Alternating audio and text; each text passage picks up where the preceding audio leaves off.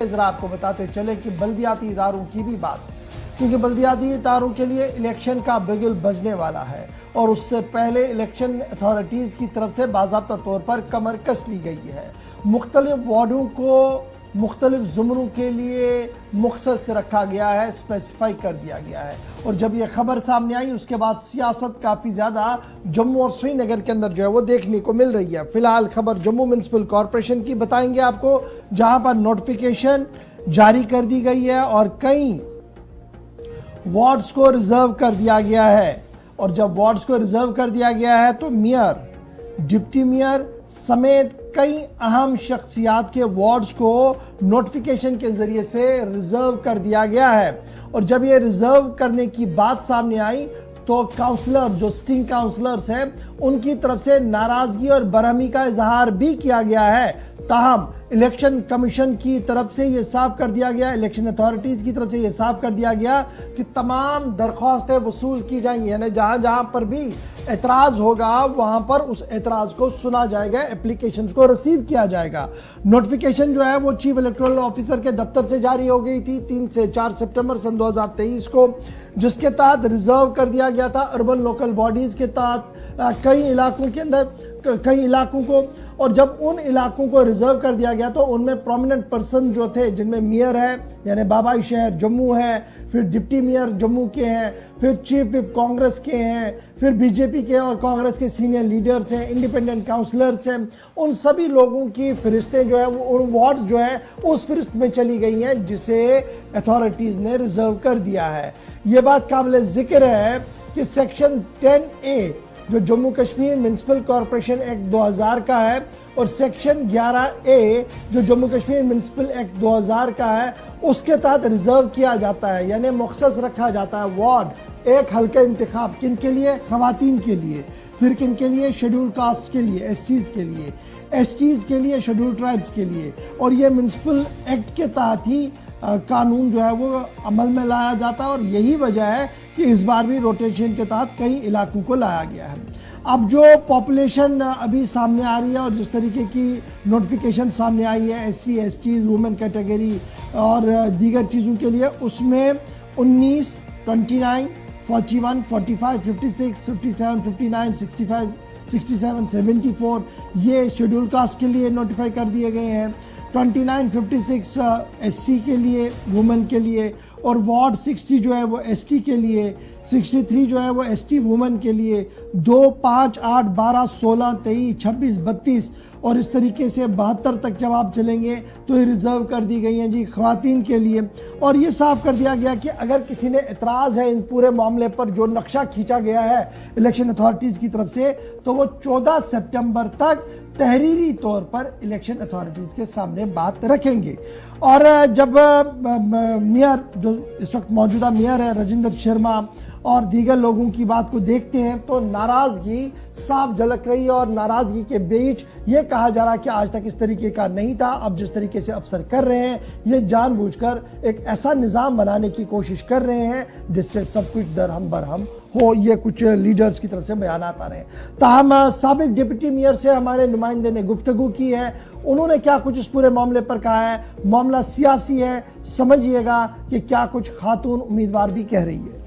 करते हैं तो जिस तरह से एक नोटिफिकेशन जारी की गई है और उस प्रक्रिया के अंदर महिला रिजर्वेशन की बात करते हैं, हालांकि कई ऐसे वार्डों को जो है वो रिजर्व कर दिया गया है। और दूसरी तरफ अगर हम देखें मेयर और डिप्टी मेयर के भी बात करते हैं, हालांकि इसी विषय पर आज जो बात करने जा रहे हैं, हाल ही में अगर हम बात करते हैं पूर्व डिप्टी मेयर हमारे साथ इसमें पूर्णिमा शर्मा जी हैं। मैम, गुलिस्तान से बातचीत करने के लिए बहुत बहुत स्वागत है आपका। बहुत बहुत धन्यवाद आपका मेरा चयन करने के लिए। मैम, सबसे पहला सवाल रहेगा, महिलाओं के आरक्षण की बात करते हैं और भारतीय जनता पार्टी हमेशा से महिलाओं के आरक्षण की बात करती है। और आपको क्या लगता है कि देश की अगर हम बात करते हैं, देश की जो इस समय राष्ट्रपति हैं वो भी महिलाएं हैं और महिला है, और दूसरी तरफ इस वक्त आप अपने आप को और जम्मू कश्मीर में जो महिला विंग है किस तरह से देखते हैं इस अर्बन लोकल बॉडीज़ के चुनावों को लेकर? पहले तो मैं आपका बहुत धन्यवाद करती हूँ, फिर मैं धन्यवाद करती हूँ अपनी ऑर्गेनाइजेशन का। I think Bharatiya Janata party एक ऐसी ऑर्गेनाइजेशन है जिसने 33% जो रिजर्वेशन महिलाओं को पहले अपने संगठन में दी और उसके बाद हमारे प्रधानमंत्री जी ने इसमें पॉजिटिविटी दिखाते हुए जो 3 tier system first time Jammu Kashmir में उन्होंने जो स्थापित किया, उसमें 33% चाहे हमारी लोकल बॉडीज हो, पंचायत हो, डीडीसी हो, व्हाटएवर भी, सब में उन्होंने अब महिलाओं का आरक्षण जो है वो स्थापित किया। और उसके अंतर्गत बहुत सी ऐसी महिलाएं कैपेसिटी होल्डिंग वाली जो महिलाएं हैं, आपने देखा होगा कि आपके समक्ष में उन्होंने अपने कर्तव्य को डेवलपमेंट में चेंज करने का पूरा प्रयास किया। क्या लगता है इस बार चुनावों में, इस बार आप समझते हैं कि महिला एक मेयर के ओहदे पर यहाँ पर हम देखें जम्मू कश्मीर में होनी चाहिए? क्यों नहीं होनी चाहिए? आप देखते हैं जो ऑर्गेनाइजेशन अब जो डायरेक्ट करता है उसके अनुसार ही चयन किया जाता है। जो उनकी अपेक्षा रहती है कि जनता की अपेक्षा पर खरा उतरना भी हमारी प्रायोरिटी रहती है। आपने देखा होगा कि अगर पार्लियामेंट में इतनी अच्छी हमारी इम्पोर्टेंट पोस्ट्स हैं, आप देख रहे हैं हमारी निर्मला सीतारमण जी, हमारी और बहुत ऐसी पार्लियामेंटेरियन हैं जिन्होंने एक इम्पोर्टेंट पोस्ट को, इम्पोर्टेंट जो सीट्स हैं उनको सही मायनों में सार्थकता लाई है उसमें।